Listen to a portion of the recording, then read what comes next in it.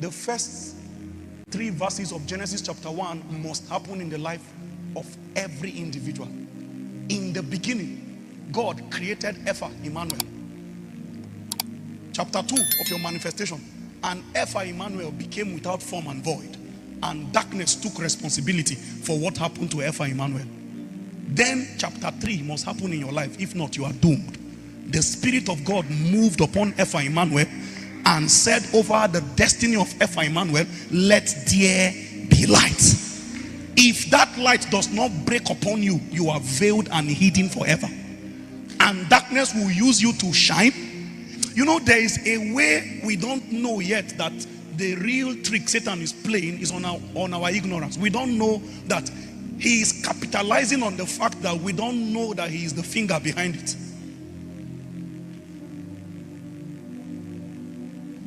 But since we're talking about light, let me also do a little foundational study of light. Because when we talk about light, there are many concepts that can enter your heart based on the level of exposure we now have.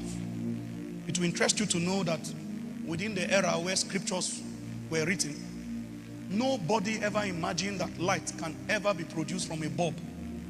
They didn't even think that anything like an electric bulb will ever be a reality. If the patriarchs ever said light, what they are referring to is flames, fire.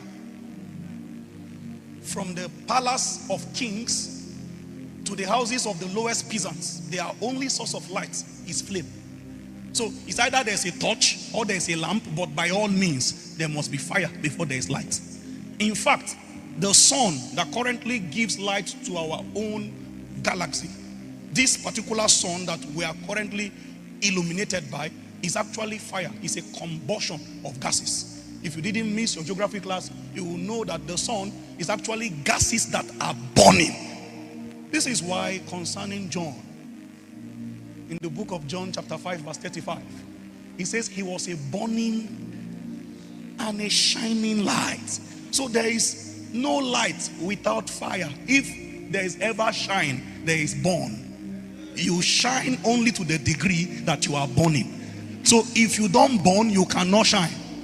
And this is why the devil also knows that they can duplicate lights. They can do all kinds of piracy about the concept. Listen, let me tell you something. It will provoke you this night to burn brightly like light. If not, you will see that Satan is also intentional about capitalizing on a protocol that God reserved for his children.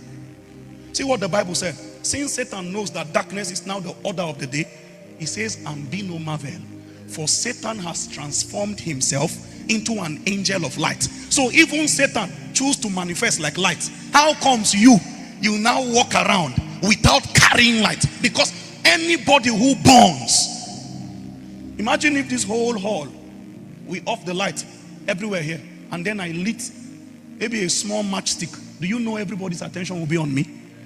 Because the whole world is enveloped with darkness. Anybody that has light will be a focus. That was the government of the moon I was talking about. He waits until darkness becomes the order of the day. Then he enters that darkness to manifest like his light. But he's not the true light. Maybe tomorrow I will show you his office as Lucifer, the light bearer. Then I will show you why Jesus also introduced himself as the light of the world. Then I will show you the contention of lights. In this kingdom, your biggest war will be light versus light. It's not even light versus darkness again. It is true light and false light. So leave all that, your plan to go and uproot the idol from your father's house. Those are relegated matters. Now it is hypocrisy, falsehood, and all kinds of sorcery that camouflage like they are of God. These are the things we are combating with. It takes high level of discernment to war in those regions. We are not talking something is pursuing you in the night. We are talking about Satan setting a trap, keeping a breakthrough that look like it is promotion, but behind it is a season that will make you fall. But then you come as light, and then you are looking at it. Your spiritual senses are alive. You know that I don't have peace about this opportunity. Although it looks good, but there's no peace. That's where spirits begin to salute you. They know that you are active in a realm that matters. It's not all these things we do where Satan plots something and we fall. We fall like people without knowledge.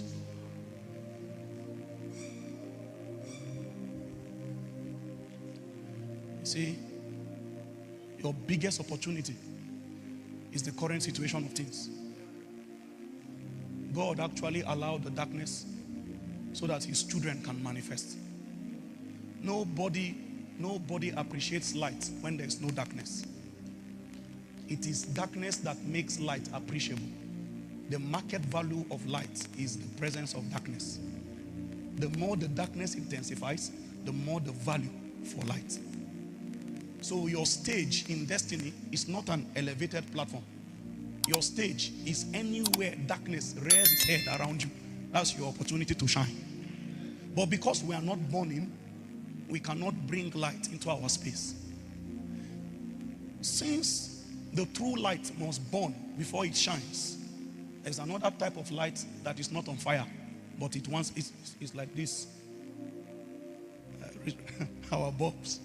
You don't want to burn, but you see, the burning part. Amen. Please, if we're together, say amen. I feel like I'm losing some of you.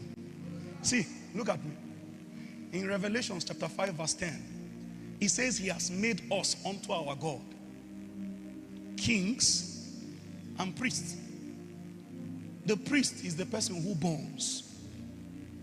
The king is the person who shines. So inside one believer must be two dimensions, the burning one and the shining one. And the priest, he burns because that is where his job jurisdiction is. That's where his job description is. He only burns. The priest fights on the altar. He fights by altar business. The king fights from the throne. People want to shine, but they don't want to burn. And you cannot become a king until a priest anoints you. That's the requirement in Israel. It is not a crown that made you a king. It's the oil that a prophet put on your head.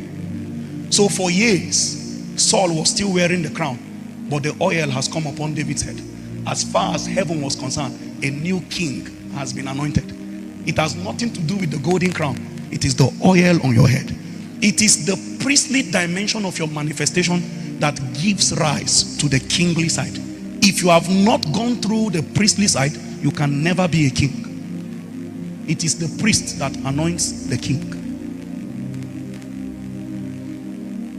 That's why when we talk about matters like this, all fingers point back to you, because nobody can burn for you. I know you want a Christianity where somebody is doing the labor and you just come and shout amen. You will not do amen and prosper for long. You yourself, in Romans chapter 12 verse 1, it says, I beseech you therefore, brethren, by the mercies of the Lord, that you present your body as a living sacrifice, holy and acceptable unto God, which is your reasonable sacrifice. Are you willing to present yourself? Are you willing to lay yourself on the altar? The moment you take that decision, because they know that emotions might be involved. Maybe you heard a message in a revival service and you just felt moved by emotion. So they advised you to bind the sacrifice with cords, even onto the horn of the altar. Because when the fire starts, you want to escape. But you have tied yourself already. You can't run again. Have you found people that are going through a lot of resistance, a lot of attack, and they say it's too late to turn back? That utterance you heard from their mouth is a cord that keeps them on the altar. It's too late. I've come too far to look back. So they are telling Satan, bring your worst. They are telling Satan, is this the best you have? It's too late to turn back. Because we know that it is to the degree that we burn that we shine. In fact, shining and burning, they are directly proportional. The more you burn, the more you shine. So God does not have favorites. God only has burning ones. Burning ones. If you burn, that's how the glow, the illumination. The matters I'm sharing with you, you would think that you came from a family of disadvantage. You would think that nobody has risen from your family. You would think there is no support, no uncle, no help. You would think that there is no foundational advantage. But I can guarantee you, in Matthew chapter 4, verse 15 and 16, it says the land of Zebulun, the land of Naphtali, by the way of the sea beyond Jordan, Galilee of the Gentile, the people that sat in darkness. So from among them who dwell inside darkness, one among them became light, because the light was designed to come from inside you.